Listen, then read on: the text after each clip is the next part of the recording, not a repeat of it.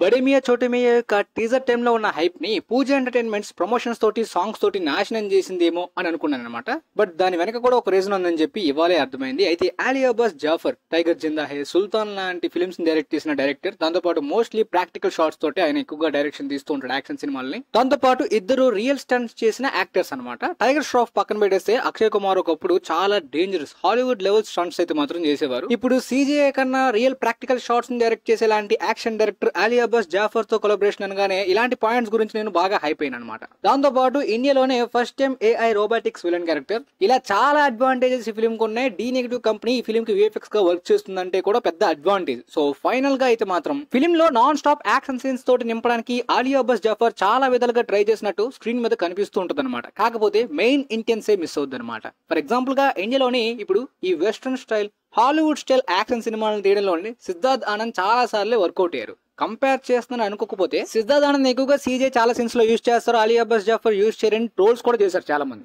ఇప్పుడు ఈ ఫిల్మ్ చూసిన తర్వాత వాళ్ళందరూ కూడా చాలా మంది రియలైజ్ అవుతారు అనమాట. ఈ ఫిల్మ్ లోని చాలా యూనిక్ యాక్షన్ సెట్ పీసెస్ ఉన్నాయి. దాంతో పాటు ఐడియా గానీ కాన్సెప్ట్ గానీ అలాంటి యూనిక్ ఎలిమెంట్స్ చాలానే ఉన్నాయి. Practical shots, real stunts, real బ్లాస్ట్లు చాలా ఉన్నాయి. కానీ ఉండాల్సిన ఆ మెయిన్ ఇంటెన్స్ ఎలిమెంట్స్ అన్ని కూడా మిస్ అవుతాయి. ఎగ్జాంపుల్ గా మన టైగర్ థ్రిల్ జరిగిన దానికన్నా ఇక్కడ డబుల్ జరిగింది. సినిమా లెంత్ ఎక్కువని ఆడియన్స్ కి ఫీల్ రానివ్వకుండా ఫుల్ గా యాక్షన్ సీన్స్ తోటి చాలా చోట్ల నింపేశారు. యూనిక్ యాక్షన్ సెట్ పీసెస్ ని దాంతో పాటు యాక్షన్ ఎలిమెంట్స్ ని క్రియేట్ చేయడంలోని అలీ అబ్బాస్ జాఫర్ దగ్గర మంచి మంచి ఐడియాస్ ఉన్నట్టు మనకి ఆ ప్రొసీడింగ్స్ లో కనిపిస్తూ ఉంటాయి అనమాట. కాకపోతే ఆ ఐడియాస్ ని బాగా అవుట్డేటెడ్ గా ఆ ఎగ్జిక్యూషన్ లోనే చాలా మిస్టేక్స్ చేసి పడేశారు. మరీ ముఖ్యంగా hand to hand combats, martial arts elements, వాటిలోని కొరియోగ్రఫీ చాలా చాలా ఇంపార్టెంట్ అనమాట. ఫర్ ఎగ్జాంపుల్ గా వారిలోని టైగర్ ష్రాఫ్ ఎంట్రన్స్ చూడండి, పఠాన్ లో ఎస్ఆర్కే గారి ఎంట్రన్స్ చూడండి, వెల్ కొరియోగ్రఫీ. పఠాన్ కి ఆ క్యాసీ ఓనీల్ అనే ఒక ఎమీ అవార్డ్ నామినేట్ అయిన ఇంటర్నేషనల్ యాక్షన్ డైరెక్టర్ తీసుకున్నారు. అది మంచి చాయిస్ అనమాట. దానివల్ల నా ఫిల్మ్ కి వల్చర్ యాక్షన్ స్టంట్ అవార్డ్స్ వరకు వెళ్ళగలిగింది. సో నిజంగా అలాంటి స్టంట్ డైరెక్టర్స్ నే ఈ ఫిల్మ్ కి కూడా తీసుకోవాల్సింది. ఎందుకంటే పఠాన్ కన్నా ఈ ఫిల్మ్ బడ్జెట్ ఎక్కువ,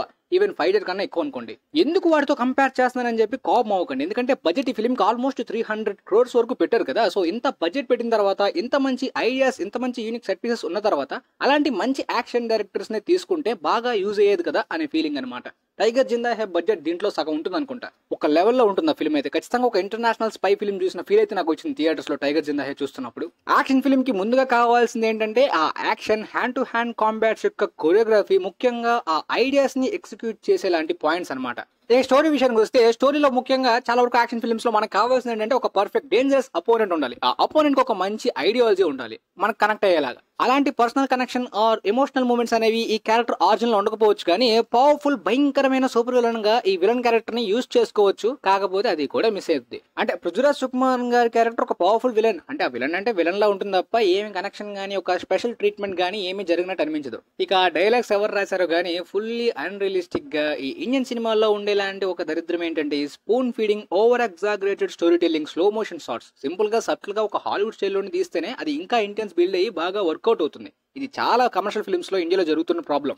మానుషి చిల్లర్ యాక్టర్స్ గురించి భయపడితే ఈ ఫిల్మ్ లోని ఆలయ అని చెప్పి ఫ్రెడీలో యాక్ట్ చేసిన యాక్టర్స్ ని తీసుకున్నారు. బాగా చిరాకు పుట్టించేలాగా ఉంటుంది. అలాంటి క్యారెక్టర్స్ ఫిల్మ్ లో ఉండకపోతేనే బెటర్. సో సినిమాలో చాలా యాక్షన్ ఉన్నా నేను చెప్పినట్టు ఆ ఇంటెన్స్ అనేది బాగా కనెక్ట్ అయ్యేలాంటి యూనిక్ ట్రీట్మెంట్, పర్ఫెక్ట్ కొరియోగ్రఫీ ఉన్నప్పుడే అది పర్ఫెక్ట్ గా పేలుద్ది అనమాట.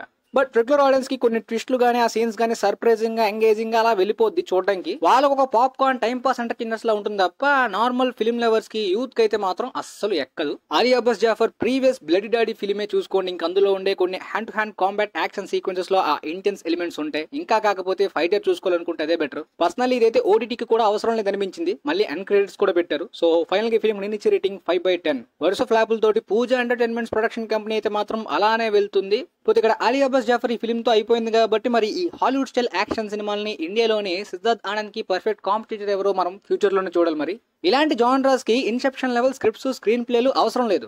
ఒక మంచి యాక్షన్ కొరియోగ్రఫీ, మంచి హ్యాండ్ టు హ్యాండ్ కాంబాట్స్ ని క్రియేట్ చేయగలగాలి. ముఖ్యంగా మంచి యాక్షన్ లోని ఇంటెన్స్ కూడా అలానే బిల్ట్ అవ్వాలి. మరి ముఖ్యంగా ఎగ్జిక్యూషన్ అనేది పర్ఫెక్ట్ గా జరిగిపోవాలి. అవుట్ డేటెడ్ ఎగ్జిక్యూషన్ గానీ, సిల్లీ ప్రొసీడింగ్స్ గానీ ఉంటే ఖచ్చితంగా దెబ్బైపోతుంది. బీజియం కూడా చాలా చోట్ల రాంగ్ ప్లేసెస్ లోని, రాంగ్ సీన్స్ లోని పెట్టారు. సో ఫైనల్ గా మీకైతే నా రివ్యూ క్లారిటీగా అర్థమైందని అనుకుంటున్నాను. నెక్స్ట్ ఇక మైదాన్ చూడడానికి ట్రై చేస్తాను. దాంతో అయినా ఫిల్మ్ లవర్స్ కి ఒక మంచి డ్రామాటిక్ కంటెంట్ ఇచ్చిందో లేదో చూడాలి.